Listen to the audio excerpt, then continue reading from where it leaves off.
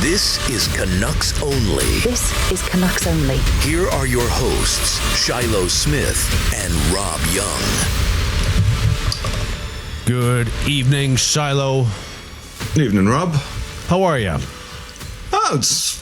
I'm actually really good because there's some really good hockey that we got to watch this afternoon or this evening so far. So yeah, it's the hockey is incredible. It's like we're both pretty good at, we're pretty, well, I'm gonna say smart. That's a little arrogant to say I'm smart at hockey, but I know what I like.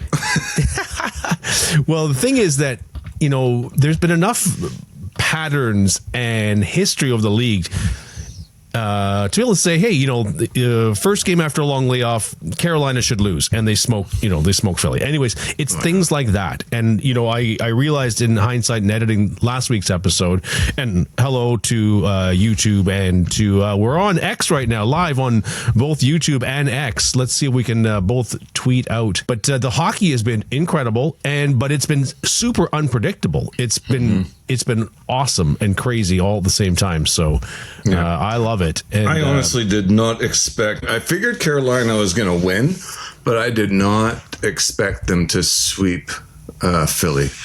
Well, that was pretty wild. Yeah, and I wanted to ask you about that as well. We didn't have much to talk about this week. That's a lie. But I wanted to sort of pick up that conversation a little bit. And again, it's from the Canucks perspective, where how do we want to build this team? How do we want this team to look? And there's two different models that are battling it out right now. But we are, in theory, streaming to YouTube and streaming live to X. But in what you've seen so far, so let's call the models of teams. And I asked you this last week of what's the last modern, or when did the modern NHL team of whoever won the cup start? And I talked about St. Louis, you talked about Vegas, and I think that there's there's validity in both, because Vegas was a new model, St. Louis was a weird model, and Edmonton almost followed that model where they were last in the league. Was it 2 years ago when they were last, and then they rallied around and got to the final, obviously the last 2 years. The question to you is, do you think that these upstart teams, and the upstart teams being the Buffaloes, the Phillies, the Anaheims, and kind of the Montreals, do you think they can take the more legacy-built, and I wouldn't say Carolina falls into this, but where the megastar is with the MacKinnon, McDavid, Kucherov, do you think that those young upstart teams right now have a chance to sort of unseat a sort of a legacy-built, megastar-led team with the MacKinnon, Makar, McDavid, Draisaitl, Kucherov, Point, Hedman, Vasilevsky? You know what I mean? Yep. There's the megastar-driven team, and now there's this new model. And do you think that one of those 3 or 4 teams could unseat, say, Colorado this year? I don't see anyone in the West being able to take out Colorado, to be honest. Right. The Anaheim is. I mean, they took out Edmonton in 6 games, right? So they took out McDavid and Draisaitl. Right. Anaheim's got a relatively. They got a good mix of vets and a lot of youth, right? So they got I think they got like four guys over 30, maybe 5, and. A couple in the mid-20s, mid-late 20s, and then a lot of youth. Yeah. So, it's that, and when you look at their roster, they don't have a MacKinnon. They don't have they don't even have a Draisaitl. They don't even have a. In their youth, they don't even have a Celebrini. They got what they have is a whole bunch of really good players who are reasonably priced, right? That are working good together, and that is enough sometimes to make you a team that actually can go. You need a little bit of luck for that, right? Yeah. And you need, a lot of luck, because you need a lot of puck luck, and then you also need to keep your guys healthy, right? Look,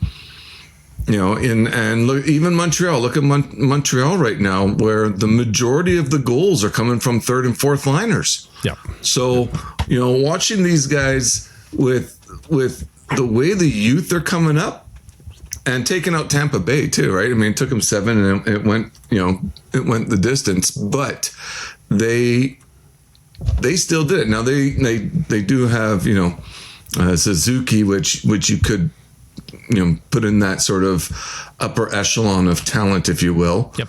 But honestly, Anaheim's got who do they have? I mean, they're led by Leo Carlson, right? So he's second, third year player. Yeah. And that is part of the new model, is where I'm getting at, is that, San Jose almost made it in, and Celebrini's leading the way. Carlson's leading the way. And then Jackson Lacombe, I can't remember his first name, is Jackson, but he came out of nowhere, out of the U.S. developmental easy for me to say program. Yep. And I was talking, I didn't know who he was, and all of a sudden you look on our hockey midway pool draft, and you're like, who is this guy? Mm-hmm. And I was talking to my brother about it, and he's like, oh yeah, there's a machine right now for U.S. defensemen. I'm like, wow. And listening to the broadcasters talk about him, he's also leading the way. So he's part of the Anaheim. Mm-hmm. He's in that youth, that 25 and under youth sort movement. of group. And so, again, that kind of leads me to the Canucks, with our core defense being young, and our third and fourth line being very young and up and coming, right? No one's on the elite level talent in the forwards, I would say, from the Rossi to the Ogrens. I mean, once you get past that, you're into the middle and bottom six that were like, hey, you're pretty good. But anyways, do you think that Anaheim has a chance to beat Colorado? Do you think Montreal has a chance to beat Colorado? Colorado they're an absolute wagon. And I personally don't think so, but I'm curious in your thoughts and what you're seeing from the Phillies, from the Anaheims, from the Montreals, from Buffalo. Is it enough? And is that the model that we need to follow? Well, I mean, we know it's a copycat league, right, and whoever wins a cup, they're going to say that's the model. Right. Can Montreal take out Carolina? Maybe, if they get, Caulfield got his first goal tonight in the playoffs. Yeah, totally. Right, and game 9 game 9 of the playoffs, and he got his first goal. Yeah. So, if those guys, if their first and second lines can start to producing just as good as their third and fourth lines have, then they can actually give Carolina a push. Now, Carolina's also got 2 weeks vacation time here. They have a lot of time, and they're saying when they beat Pittsburgh, they're like, Ottawa, they're like, oh, they're gonna have rust. And they didn't have any rust coming out to beat Philly. Right. So, they're going to have a solid team that's well rested, no injuries. And from the looks of it, this Montreal Buffalo series is going to get physical and tough, and it's going to be a long one. Whoever comes out of it is going to come out a little exhausted. I don't want to say like Philly was, but so it's going to be interesting, because could Montreal take out Carolina? I say yes, only if those two top lines are actually producing, 3 points a game type thing, right? Right. If they're not doing that, then no. I think Carolina would be able to dominate, because their system, their players, everything about them is just sort of well structured. Right. They have. It's interesting, because I almost I would put Aho almost in that same bucket as sorry, I'm blanking on the captain of the Montreal Canadiens. Oh, Suzuki. Thank you, Suzuki. Right, I'd put them in pretty much the same bucket. If if I was doing a bucket draw for a fantasy league or something, right? Okay, yeah. I'd probably have those two guys in the same bucket. Suzuki and Aho. Okay. Yeah. Yeah. Okay. But the thing is, when you take a look at Carolina, Aho, Ehlers, Svechnikov, even Stahl, right? Like their old guy. Everyone's producing on that team. Everyone is actually sort of doing well. Yeah. There's no, and I don't want to make it sound like I'm saying that there's passengers on Montreal's team right now, but there are no passengers on Carolina's team. Right. And it's a different squad. They're experienced. They're deep. They have character. Aho is a star. Like, is he a superstar? Maybe. At his best, he's a superstar in this league. And at his, right now. But I'll tell you what, Aho only has 4 points so far in 2 rounds. Yep. And Caulfield, he does have one extra goal. So this was his second goal tonight. Oh, was it his second? Yeah, okay. Second only. But, this is part of where I'm going with it, because Caulfield, there's many representations of what we went through in 94. I think that 2011 was a different beast.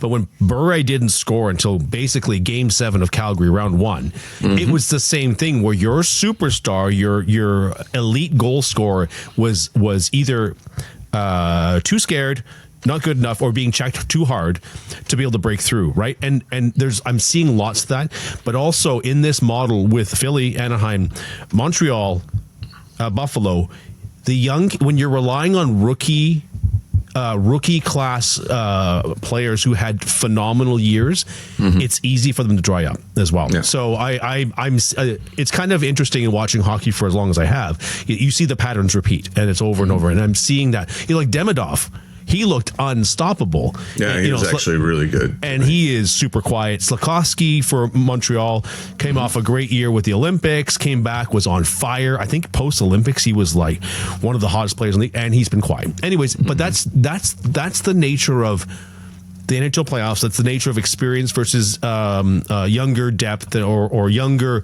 talent, because they have to find their way through it, and they have to fight their way through it. And I mean, if you look at and it's going to be interesting sort of what happens here, but if it's as I predict, a Colorado Carolina final, both those teams, I think if you're, I don't have it in front of me, but I think if you were to actually take a look at both their rosters, you'd probably be hard pressed to even get to like 10 guys under 25. Right. Like a majority of Carolina is 25 plus. Although I will say, one of my Stanley Cup theories is the best third line in hockey is one of the 4 to 6 factors in the Cup champion, and Blake, Hall, and Stankoven. Particularly with Blake and Stankoven being like 23 and under, is on the third line is absolutely dominating the playoffs so far. Like, they're having a wonderful playoffs. Again, as the patterns repeat, the Canucks back in 94, the Canucks back in 11, the Rangers in 94. It was the 2 best third lines in hockey at that point. We had Alex Kovalev on the third line, who was basically a budding superstar, and then we had our Murray Craven on our third line, destroying the other third line, right? There was a lot of repeatable things you can do, and I'm just curious what you're seeing based on, we've both watched a lot of hockey and both know the Canucks pretty well, as far as when you get down to Malhotra on the third line in 2011, Malhotra not being there, it made a big difference, right? So, well, yeah, that was a huge difference. He was our face-off phenom. And B, he was a guy that his line with him dominated any other third pair, face-off, or not third pairings, but any other third lines. Line, he was a second line, or him, and I'm trying to remember who he played with.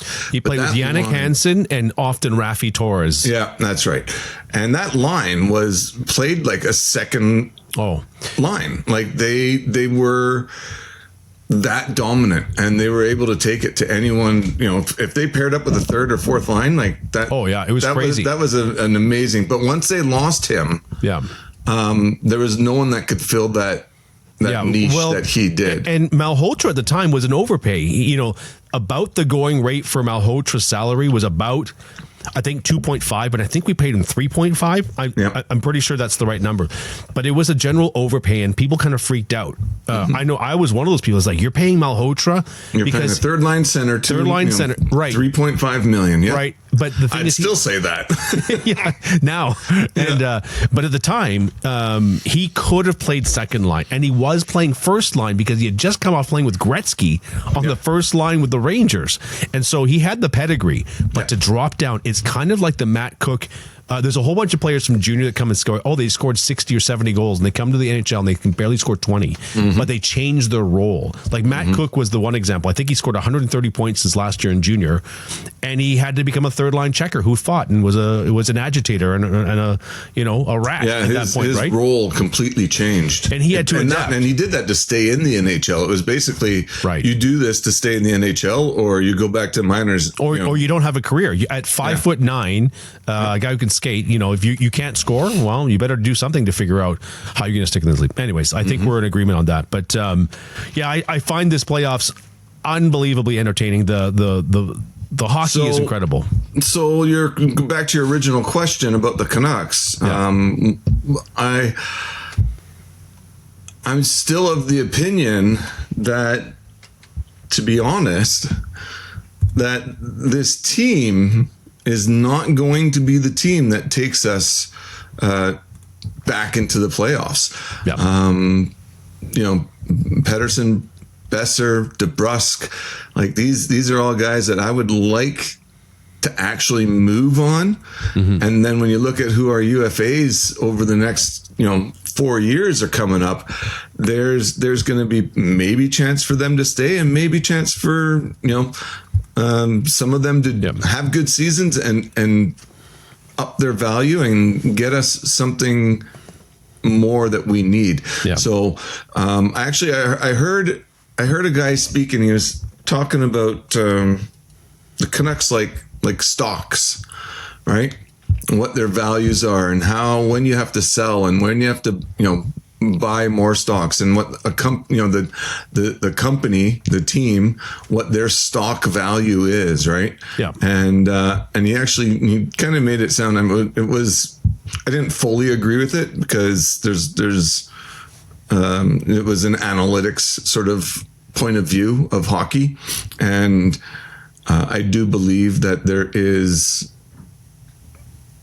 there's some aspects that you can't put a stat to. Yeah, right. For sure. There's, Malhotra, right?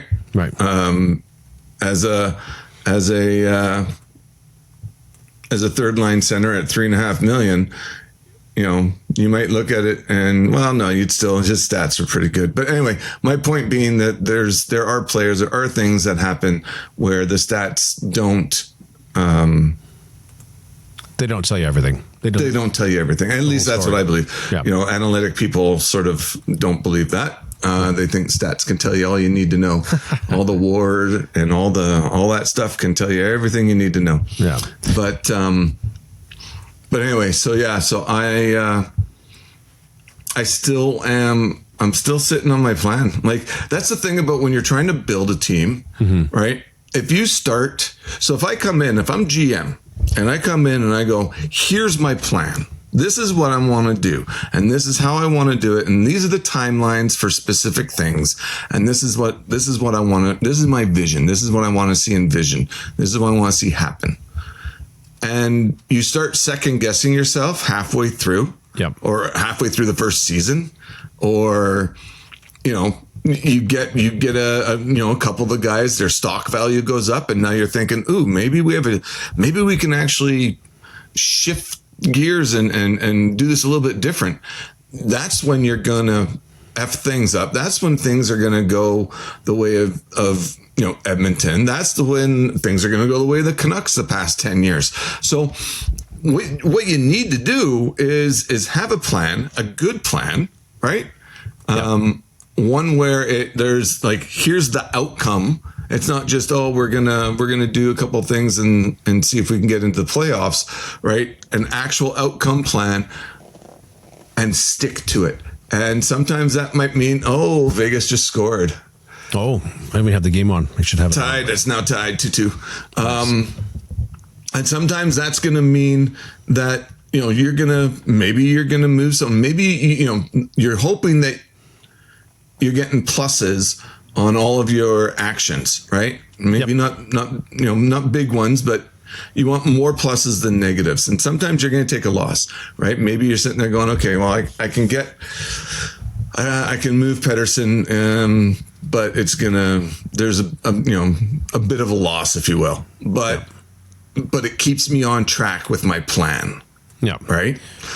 And that's what has to happen. So the GM really has to remove the emotion out of it and look at it like, what do I got? What do I need to do? And what can I do to make it happen? And I dare say the owner and the GM. The owner's got to be fully on board with this whole process. That's one of the reasons why the GMs have not, in my opinion, not been successful. Because when you actually look back at it, Trevor Linden straight up said, we got to blow this up and rebuild it. Right. And ownership was like, no, we're going to go with this other guy instead because you don't know what you're talking about.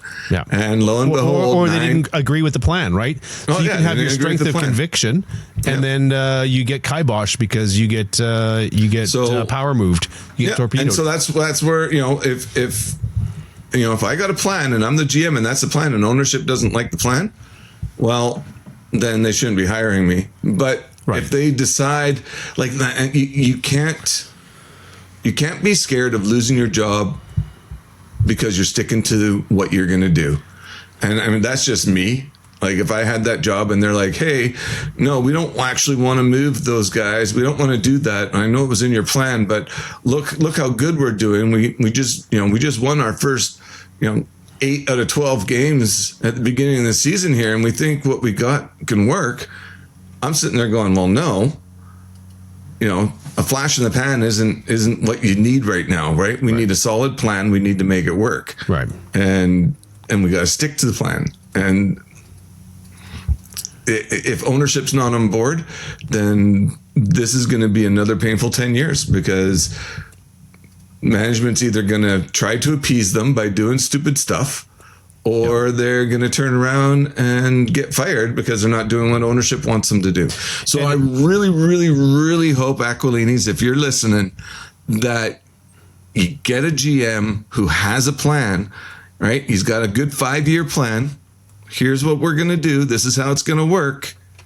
And that you stick with him and let him do the plan. And it's funny because, and I can't remember who said this, but someone said, that there's GMs that will build a great team, and then another GM will come in and reap what's that called? Reap the benefits. Reap the benefits of it, right? Right. Well, that's what happened in Florida. That's what happened in Chicago. I mean, we have Dale Talon. He was the architect of those two teams, and he got ousted before they won their cups. So yeah, exactly. And so that's the thing, right? So I'm really hoping that ownership just doesn't mess this up. That's all. Yeah. And that they get the right people in place that have a plan that's for the future, not for fixing what we have. Yeah. Because fixing what we have right now is not going to get us anywhere. It's not really an option to fix what we have. We have to rebuild. Hey, and I'll just say, in defense of human nature, Linden got ousted. Benning did whatever he could to save his bacon. So it is human nature. And even Jim Rutherford, and I don't know where I stand on Jim Rutherford because he came in and says ownership's not telling him what to do. I told him that. He said, okay, but I really have no idea what happened in the middle section of that. Once Alvin was in and around, once that year 2 sort of kicked in for Rutherford, I have no idea. Yeah. Like, honestly, because I didn't see what the plan was. And the flipping of the first rounders, as I was reading a recap of the tenure of Rutherford and Alvin, I'm like, oh yeah, we flipped 2 first rounders out of these deals too, right? Like part of the rebuild. Anyways, long story on that. Speaking of which, I was going to, I know we're on a bit of a time crunch. You have to take off in a bit here, so we're going to have a little bit of a shorter episode. About a half hour here. I was going to joke that we had nothing to talk about, but then this happened. To one bouncing ball. Oh, yeah. Who gets no, the I don't first need to hear pick this, actually. of the draft? Draw. 12. Wow. Number 12.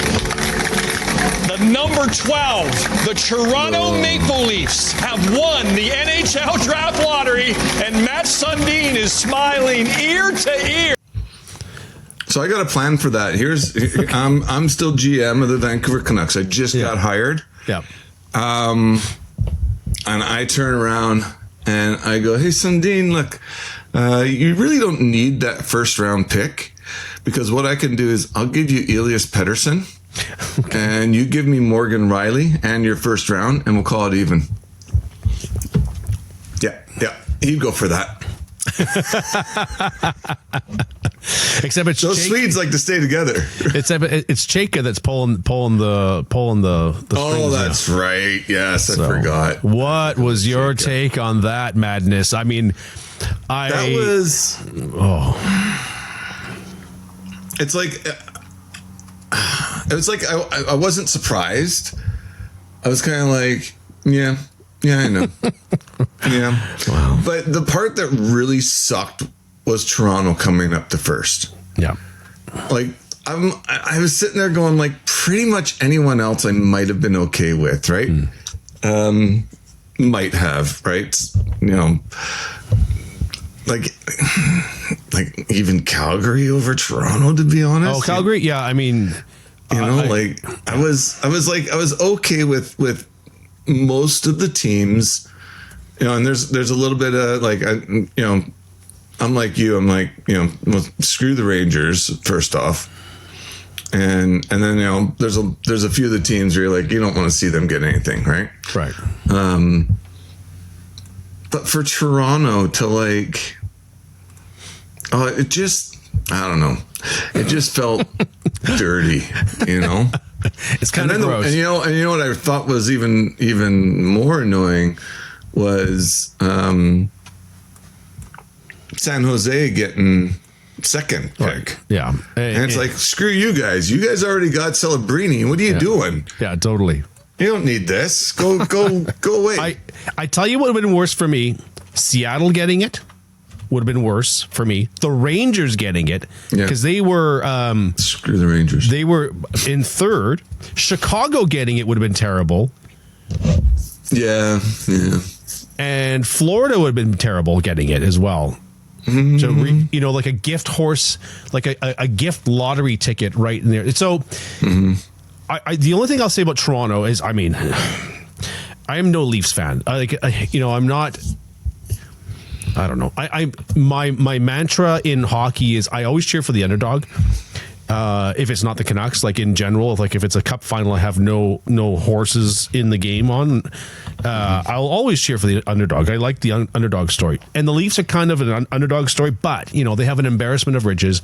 They've colossally screwed it up. We're going to enjoy the misery before we can, but man, so it's like I posted on our Facebook group. There's like that figures like. Honestly, good for Leaf fans. Mostly for they're going to be annoying. Yeah, but it's not for the Toronto Leaf fans. It's more for my friends, like in my circles that are Leaf fans. Like, okay, we still got third now. So a bunch of quick questions for you here. So, who are you taking it? I know your answer, right? Who are you taking it third? I'm taking Malhotra. Right. So in some ways, it's funny. I've been thinking about this for a week and a half, and I didn't say anything last week. But I'm learning to trust Shylo_Smith's intuition. Like in the course of this is episode 49, and we lost the 649 on this with the draft lottery. But in things that you've made points over the last couple of years, they've come true. And I'm learning to trust your hockey intuition. You've had a couple of takes, and I'm going to trust you on this Malhotra one. Did you see the Craig Button interview with, I think it was Dolly and Donnie, I think. Anyways, Craig Button, TSN scout, former, assistant GM of the Flames, et cetera, he agrees with you. He says that Malhotra he said it's not a glass half full, it's the glass is full because Malhotra is his guy at number 3, especially for the Canucks. And he went on in great length about talking about how San Jose, it was all about drafting for position. And so the question was set back to him about, well, does that mean that San Jose needs a defenseman? They should take Chase Reed. And he says, well, it's not exactly what I'm saying, but for the Canucks, it's 100% the right call. He also said that he thinks Stenberg, who is in theory very close to being better than McKenna, he's a more complete player. Yep. He says he is so close analytically to Stenberg is Malhotra.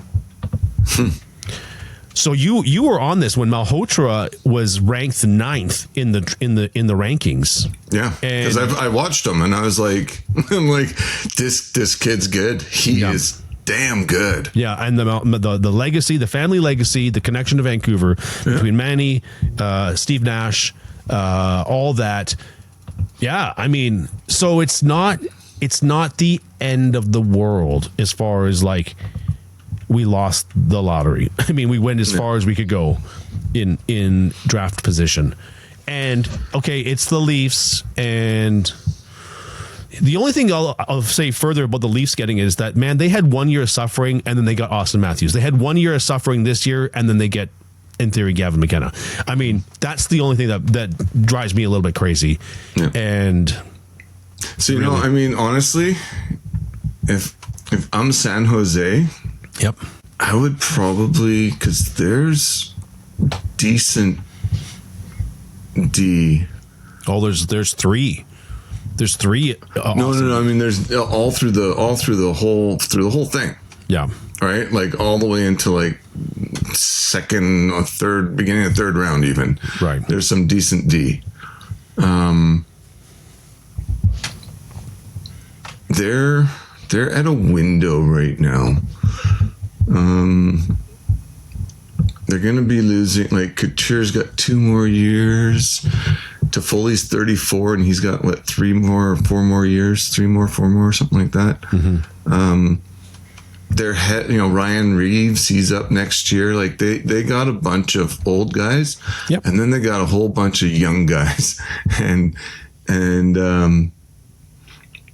the same on their D. They got, 4 guys that are 29 or older, which is sort of that age anyway. But they don't have anyone in between. They got, Ferrero, he's 27, and that's it. Really. I think he's UFA as well. And he's UFA. Well, actually, their entire D core is UFA. Right. So there's lots of opportunity. Yeah. Yeah, they need to fill it, right? Yeah. So as much as I'd say, like, if I'm sitting there and I'm San Jose, I'm taking the best D that I can. So that begs the question. So if San Jose at 2 takes a defenseman, Stenberg's there. Yep. Are you still taking Malhotra?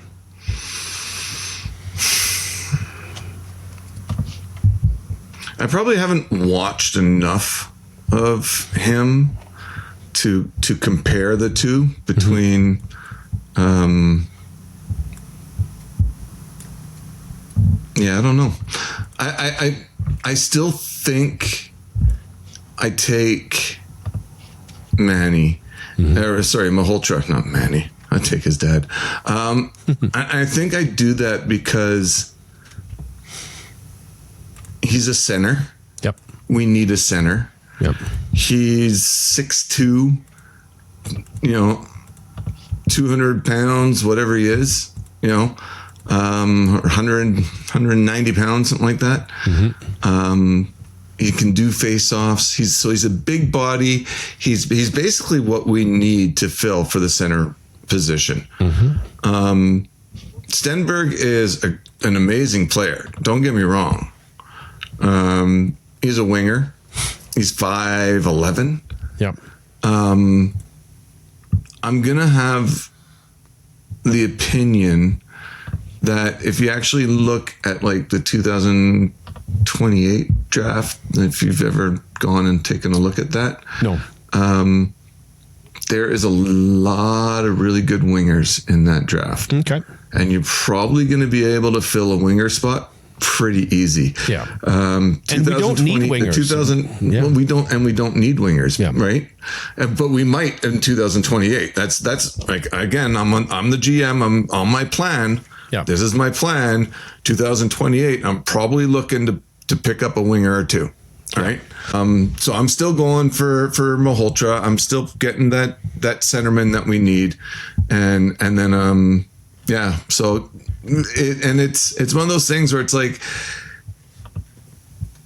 Stenberg might get you more points. He might be, a more point driven player than Malhotra. Mm-hmm.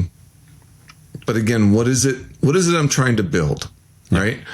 And what it is I'm trying to build is a team that in 5 years can actually get into the playoffs.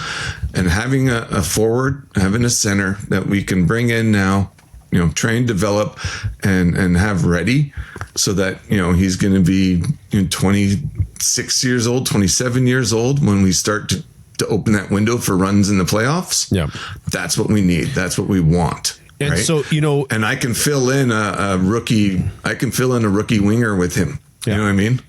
And that's why the GM being in place, and Rutherford's still here. So, but if San Jose takes a defenseman and Stenberg's at 3 available, do you try and trade with Chicago? You say, hey, you can have Stenberg. Let's flip picks. You can still get Manny, even if it's like, if you knew who Chicago wanted, because if you imagine Stenberg playing with Bedard, say, yeah, that'd be a pretty sick little. If they knew they can get Stenberg, that'd be unbelievable for Chicago. And then even the Rangers, like, if you knew who Chicago wanted, but they probably don't want a defenseman, maybe. I mean, depends what their, the relationship is to be able to find out if they could even find out who they want to draft, and then in theory flip picks, because you're going to get an asset, right? So what would you get from Chicago for flipping? To be able to draft potentially the first overall pick at 3. Do you get a second rounder? Do you get a couple of picks somewhere? Do you flip other picks in the draft, change position? All I'm saying is that the GM will have to earn his money at that point. A la Brian Burke, a la some other great deals, a la when Boston, but they picked 3 in a row that one year, or was it the Islanders that picked 3 in a row? They had flipped all those picks. Anyways, I think that. Well, that's what I'm saying, right? If you can trade Pettersson and someone else. Well, that would be Pettersson and Besser to Toronto for their first pick. Well, that would become instant GM Executive of the Year if they could do that. But anyways, it's an interesting conversation. At worst, we're going to get the center we need. And at best, we move down with some good GM wheeling and dealing.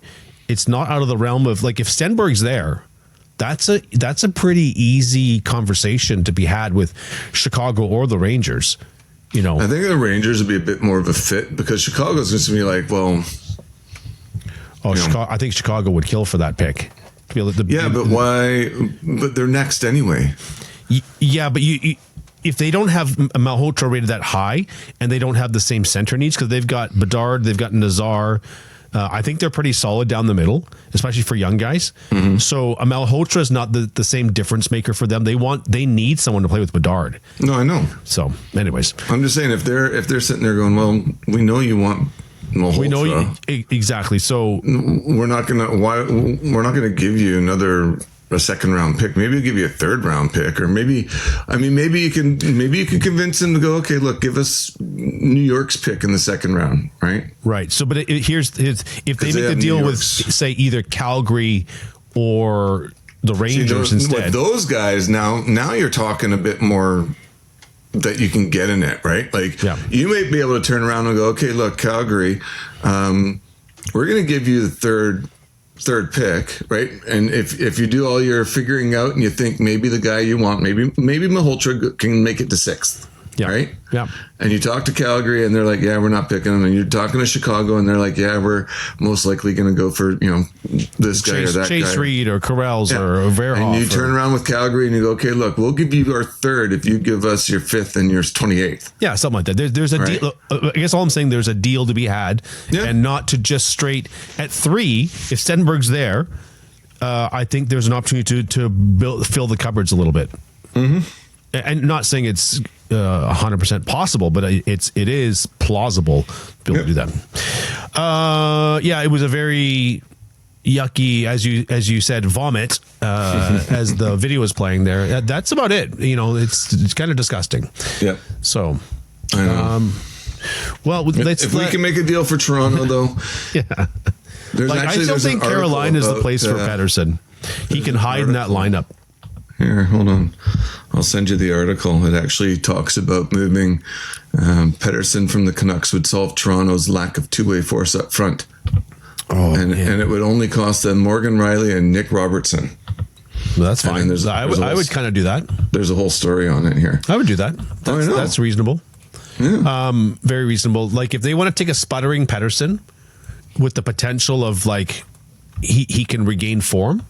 Mm-hmm. Hey, you know what? That's a good flyer for them. We get salary relief. Although Riley's making 7, Robertson's making 3 or 4. So it's an equal salary trade. But I don't know when they expire contract wise. I can pull it up because we have something called the interweb.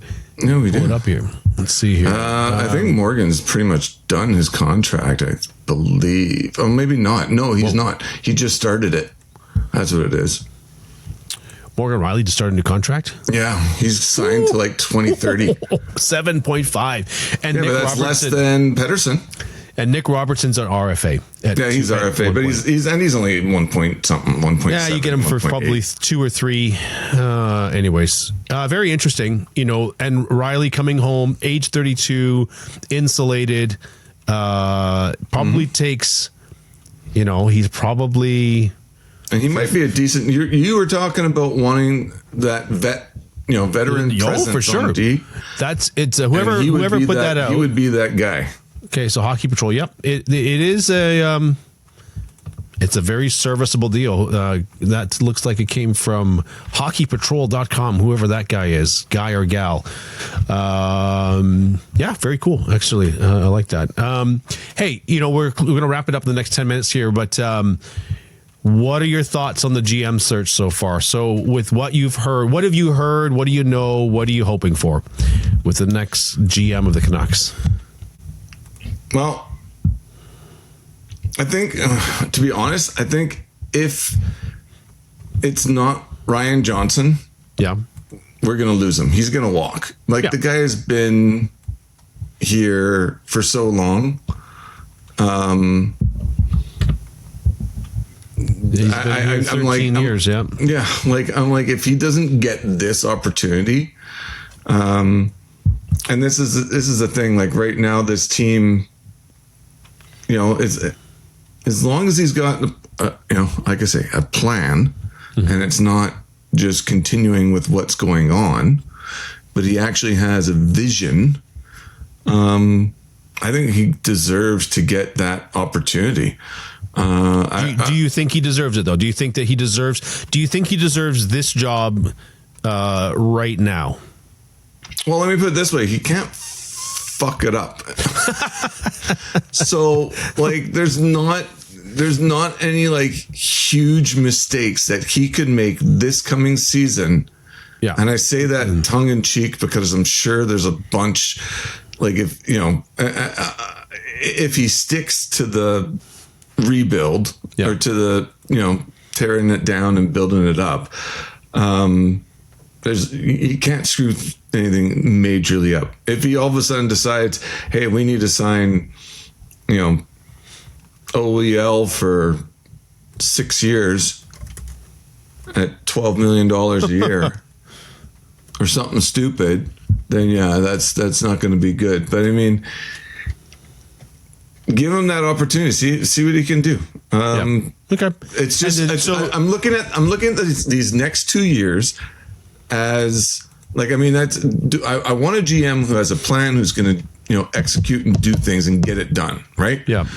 But honestly, these next 2 years are basically like they're washes. Like, we should be trying to get as many picks and youth as we can in the system, working them up, right?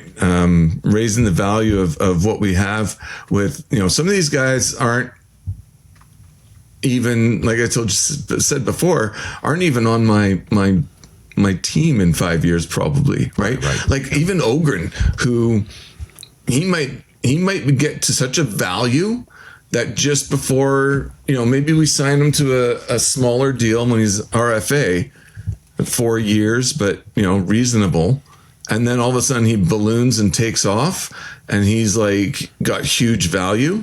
Yep. I might actually end up moving him because of that value, because he's developed outside of my window. Yep. Which is unfortunate, but if you delayed this a la Stan Coven being the trade bait for Rantanen. Yeah, exactly. Right. Yeah. Right. No, I hear what you're saying. That makes sense to me too. So, anyway, so you say RJ deserves a chance. How long do you give RJ a contract for then, if he's the GM? If he's the GM, because I mean, a contract is what it is. If I'm giving him a contract because I'm the owner, I believe in his plan. I think this is what's going to get us to the point where we are back in the playoffs. I would give him a 5-year.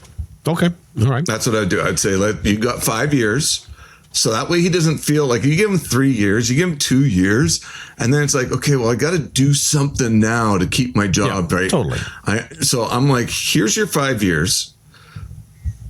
Do the plan. Let's reevaluate where we're at in 4 years, and if it doesn't look like we're in that right window, we're going to have a conversation. Right. And he built the Abbey Canucks. I don't know how much. It's hard to know how much he built around that, but at least he's been around a winner now, right? He's built a winner. That experience, I think, does count for something. So I don't know. I'm a little like, I feel in some ways we deserve, and this is not a knock against Ryan Johnson, is that we deserve better, like a more experienced pedigree, someone who. Well, who would you pick? I don't know. Like, Evan honestly. Gold? Well, I was going to ask you about him, but really, honestly, we had talked about a couple weeks ago, like in the Dale Talon ilk, right? Dale Talon's 75, though. I failed to realize that Jim Rutherford is 77. Yep, he's an old man. This is his 4th year. I believe he came on as a 73-year-old. In my mind, he's still 73, which is still old. And it's like, Dale Talon's older than him, but Dale Talon is 2 years younger than Rutherford. Yeah. I feel that we deserve someone with some pedigree. And when they tossed around the Pierre Dorion one, I thought he was the Tampa Bay general manager, the Julien Brisebois. And I thought, that feels okay. But for 2 ranked rookies, I don't know. I don't even know how I feel about it. How do you feel about Evan Gold? What you've read and seen so far? Meh.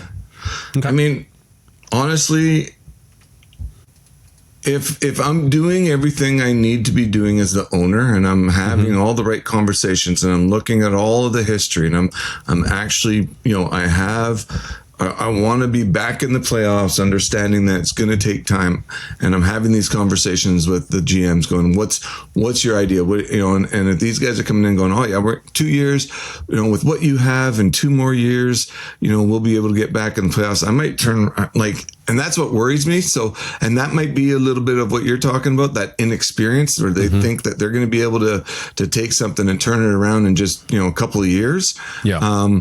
Hey, you've already started this rebuild. Look at all these pieces you got, without understanding that really these pieces are the pieces that you're going to be using to get the pieces to build the team that you want to make the playoffs. Yeah. So, it's really,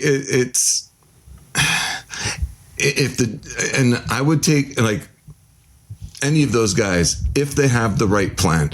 If they're sitting there going, "Yep, this is what we're going to do, and this is how long it's going to take," and it's not just a rushed plan, right? Yep. It's not like we're gonna, you have everything and we're gonna make it work in 2 years. If they come out and they're like, yeah, we're gonna do this, we're gonna do it right. It's gonna take 4 or 5 years. And here's the plan. Here's what it looks like. And this is everything that I want to do over the course of time. And the owner says, yeah, okay, I'm on board and let's go. The fact that they're a rookie, I'd give it to them. I'd say, yeah, let's see what they got experience in the NHL, AHL. So, Anaheim just flopped one in. Oh. They have that experience already. What's the score there now? 3-2? 3-2 Anaheim. There you go. It's going to be, the faith of the owner and the ability of the GM. Now, it's a tough call because you don't know. Like RJ might turn around and just be like, awesome. Or he might turn around and this might be his learning team, you know what I mean, as a GM. Yep. So, yeah, you're kind of right. Like, do you want someone with a bit more experience who knows how to do it or has been there and done it? Yep. Or what do you want? And actually, in just going back in time to, I think it looks like Daily Hive, back on the 6th, so only a scant 4 days ago. It's May 10th, by the way. Happy Mother's Day. Happy Mother's Day. Ryan Bowness in this article was the number one candidate, then Evan Gold, then Ryan Johnson, then Scott White, who's the assistant GM of the Dallas Stars, then Martin Madden, who's the assistant for the Anaheim. Here's some interesting names for you that interviewed and have been cut from the list already. So that Brett Peterson, we should have had another Patterson in the roster. That would have been amazing. Assistant GM for the Florida Panthers. Apparently he was part of the Capology or analytics team that was is why he's in this conversation. Then Brad Pascal. Do you know who Brad Pascal is? Brad Pascal, no. He's the son of Bernie Pascal from BCTV Sports. Oh, wow. Play-by-play and sports anchor for BCTV back in the day. Actually, I think Bernie lives up near me here in Poco. Jeff Tambellini. Jeff Tambellini. Not Steve Tambellini, the son, the one that played for us, number 10 for the Canucks for a while. Was he number 10? Did he wear number 10 when after Bury? Yeah, he did. I think he wore number 10. He's the assistant, or he's the director of hockey ops in Tampa Bay. And then Jamie Langenbrunner is the assistant general manager in Boston. They also interviewed and have been cut from the list. Anyways, interesting names there. But I'll tell you my take on the two of them. I like the take where it's the two of them both being hired. One's, say, a hockey ops and one's the GM. But I think I like Evan Gold more because he is more of the analytics variety of young up and coming GMs, and I like that angle a little bit more. It's nothing against Ryan Johnson. I quite loved Ryan Johnson as a player, as Canuck. I loved him for his tenure here, but I think that the analytics represents a need to have more than a luxury, and you need to have a good one to find a bit of a secret weapon in today's NHL. And so that's my take. I would not be upset because I think you're right about the rookiness of Ryan Johnson and the rookiness of Evan Gold. That's a tie, but I think Evan gets the edge for me because he is. He's more on the analytics, and then his right up here in this article says he was comes from a legal background where he was director of hockey ops and legal affairs, and his specialty in the NHL has been salary cap management, which we need help with, and understanding the collective bargaining agreement. And he's also been in charge of the Providence Bruins. So that's the AHL franchise. So similar, that's the overlap with RJ, Ryan Johnson. Anyways, that's my take on it. So it doesn't really matter, but we deserve good things after many bad things for 55 years. So let's put it that way. Well, we deserve someone to have a plan and execute it. Yeah. And I like that point. And it's good to have a plan, stick with it. But it's got hopefully the plan's good and the plan works. But so Hey, I think you have to go. Is that right? Yep, I gotta go and pick someone up from the ferry. So okay. Well, my friend, thanks. This was good. This was fun, and we'll see you next week. This was a quick therapy session versus the 90-minute variety where the doctor charges you more for your pain. Yeah, you only get the charge for an hour on this one. Yeah, but we'll be back. All right, my friend. Have yourself a good evening, and we'll talk to you the next one on Canucks Only. All right, Yvette. Take care. Have a good night. Okay, see you. Bye-bye. Thank you for watching Canucks Only. Canucks Only. If you enjoyed this episode, please like, share, and subscribe.